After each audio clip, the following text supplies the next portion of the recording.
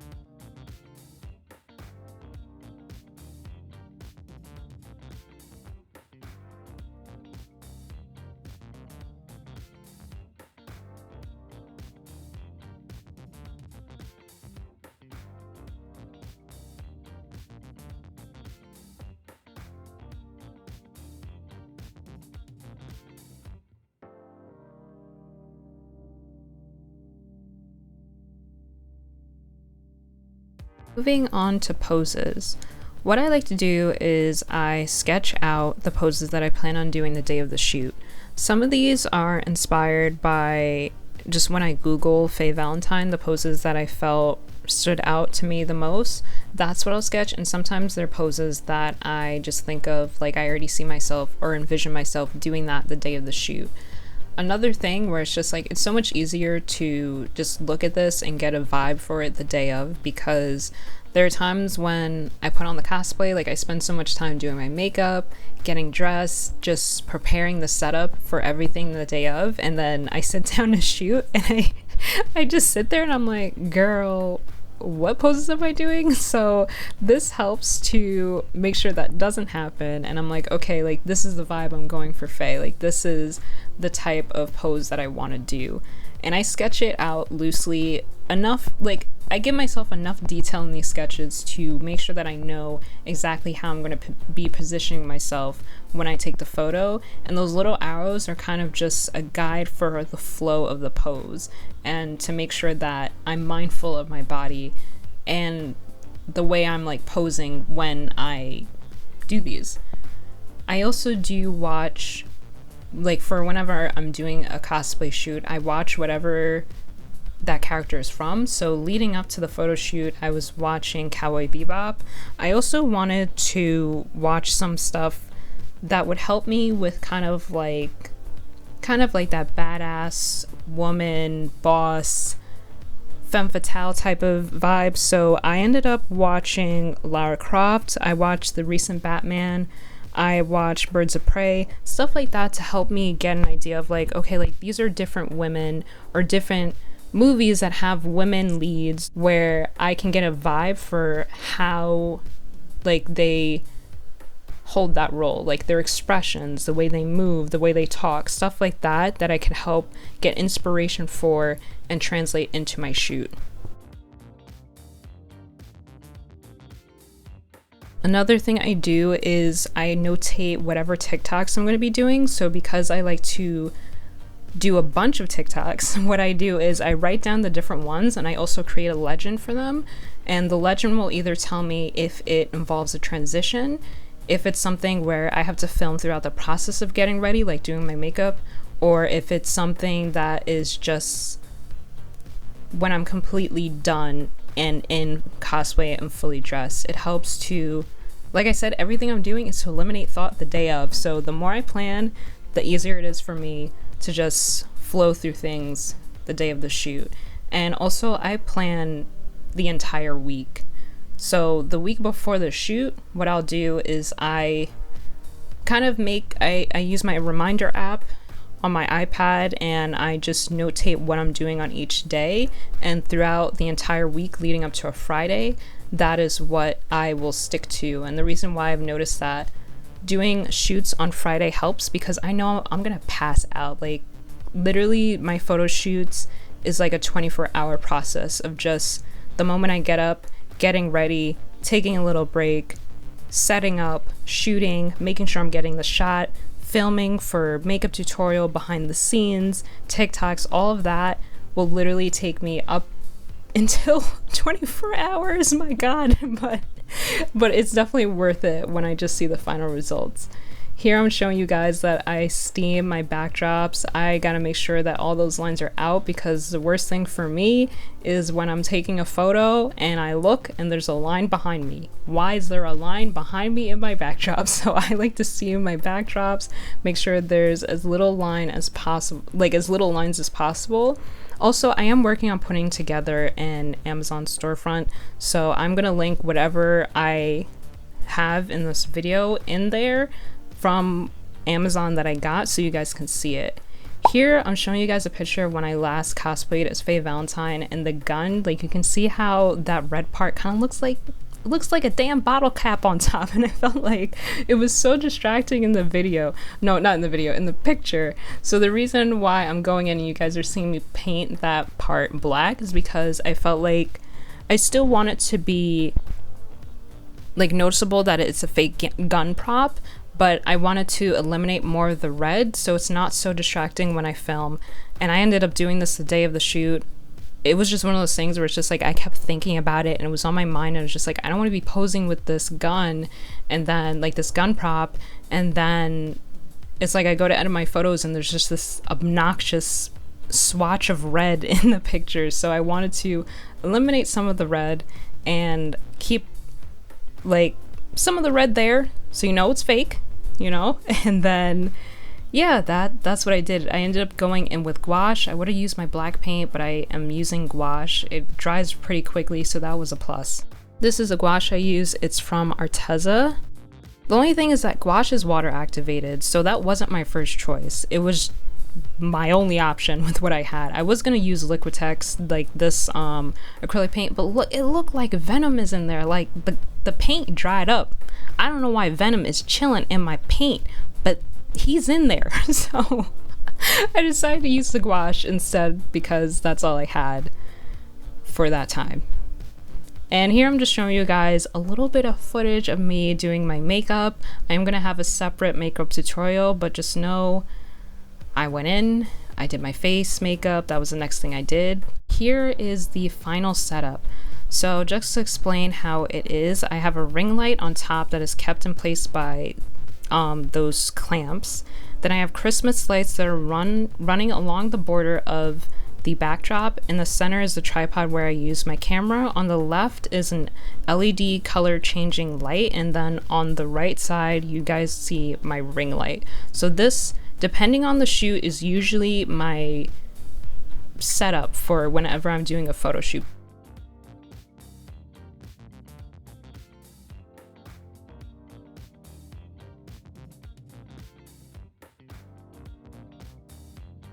The ring light up top and the Christmas lights, like that's literally for a Christmas tree. Those Christmas lights, I don't know, my mom got it a couple years ago, so I can't even tell you guys where it's from. If I can, I'll put it in the description box below. And then my brother got me that ring light on top, so I don't even know where that's from.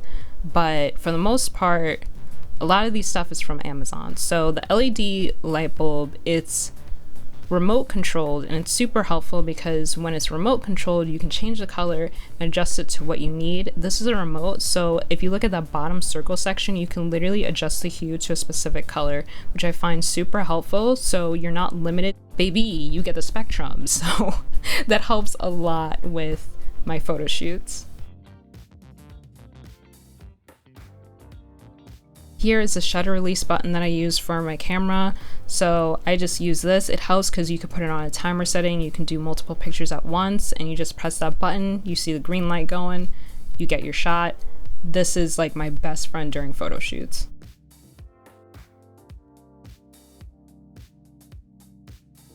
And here is the lens cap. So I use a Nikon 35mm lens, and this is a lens cap for it. Specifically what I do with this lens cap, now this is going to sound kind of crazy, but only do this on the lens cap, not the actual lens. I have to stress that. I put Vaseline around the border of the lens cap, and what that does is, you guys just saw the Christmas lights I had around the border of the backdrop. So this helps give the photo kind of like a hazy look, but also brings in more of that color into the border of the picture when I take the shot. And it kind of gives the overall photo like this dreamy type of look. I know, like, yeah, you can do Photoshop or photo editing, but for me, I just like to eliminate as much editing later.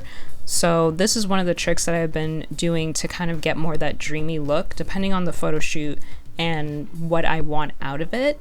I did get this technique from Irene. I'm gonna link her YouTube channel in the description box because, and also the video that I got this from, because she's the one who can explain this the best because she's an actual photographer. I'm just taking up the tips that I can for what I can do and get the look that I want, but that's pretty much how it'll look in the end, like the lens cap with the Vaseline on it. Again, don't do this on your actual lens, because if you say that I told you to do this on your actual lens, no I didn't.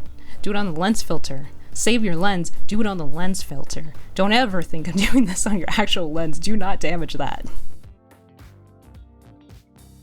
And I'm just trying to show you guys a little bit of like what it will look like on top, but you guys will see it a little bit better when I have the full lighting on. So here's our full lighting. So I decided to go with a warm overhead light for the light that's above me. I went for cool blue lighting around the border for the Christmas tree lights that are being used as the border lights in this photo shoot. The light to the left, I did have it as purple initially, but I realized that there's just so much cool lighting in the border of me, and then also just in this picture, like the backdrop, that I actually went with an orange light. And then on the right, you guys see the ring light has more of a warmer hue. This is a lens cap being put on. You can see how it kind of give it more of like that hazy, dreamy look.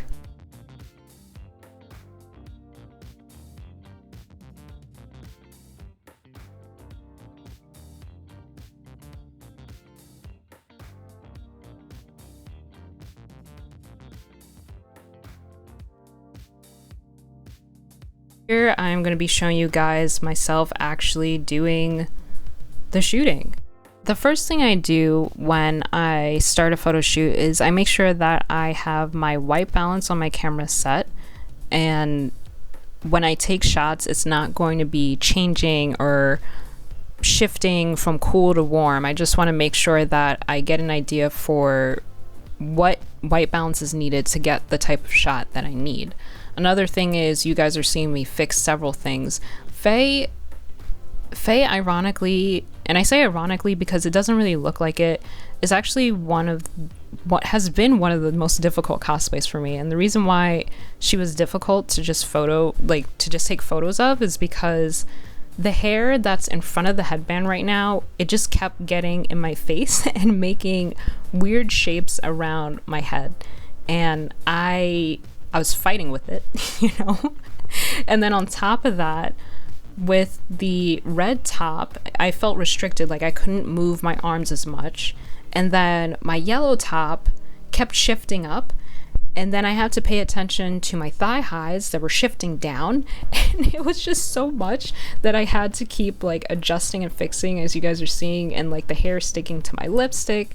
It was just one of those things where as I kept going, I had to figure out, okay, like, do I have to make the way the red top is tied around my waist a little bit looser so that I have more room to like move my arms up and down? Do I have to put all of the purple hair behind the headband, which is what I ended up doing because it helped a lot with not feeling like I had to pose my head in a specific way so that it wouldn't get in my face.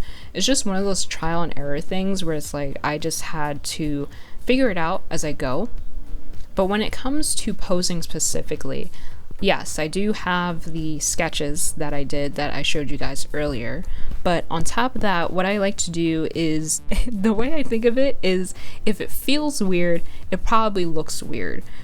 Unless you're intentionally trying to put yourself in a position that you know will feel awkward, but will photograph well.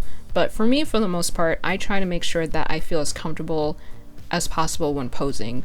So I won't position my body in a way that feels like it's going against the flow of my other body parts, so to speak.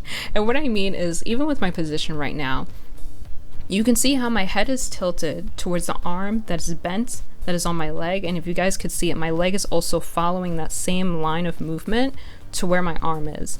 I try to make sure that there's a flow in my pose, and I also try to make sure that I'm not flattening out my form. So I'm never gonna pose all the way forward or all the way sideways unless that's my intentions. I'm always going to make sure that there's a certain part of my body that's closer towards the camera and another part that's kind of further back. It's not something that I would say is very like how would I word it, like super well thought out. When I say that, I mean like it's not like I'm really thinking, okay, push your head back, push your legs forward. It's just that I'm thinking, okay, if I'm posing and my legs are, you know, kind of to the side, like my knees are pointing to the left, then I'm gonna probably make sure that my legs are closer towards the camera, but then I lean back a little bit to make sure that it's creating depth and I am creating more of like a path for the overall pose.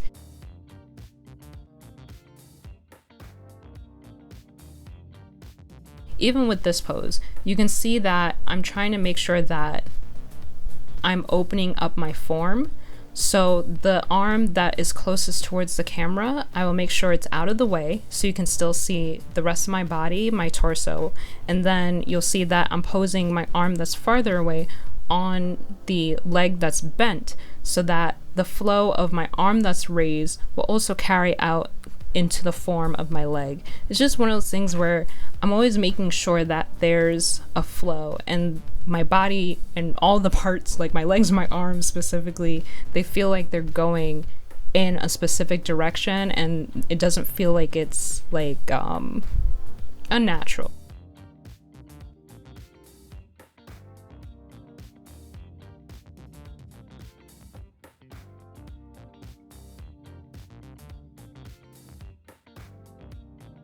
Here's a look at how this pose turned out. I feel like this is probably only one of two that I can actually say like this is the footage I got and this is a picture and how it turned out, what it looked like. And here's the other pose where you can see me posing in video, and then that's how the actual picture turned out.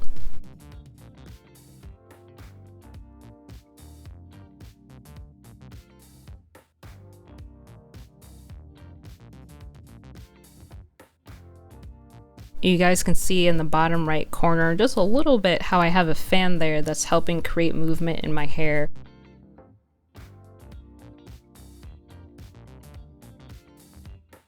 Which was another way I was trying to combat the fact that my hair kept getting in the way.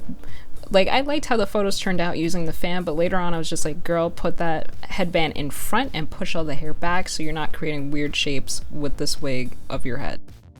And here's a look at a few of my favorite shots from this photo shoot.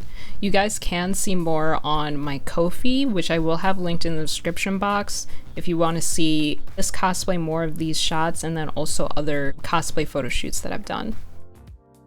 That's it for today's video. Thank you so much for watching. Bless up, and until next time, sending out much peace, love, and enlightenment. Bye, guys.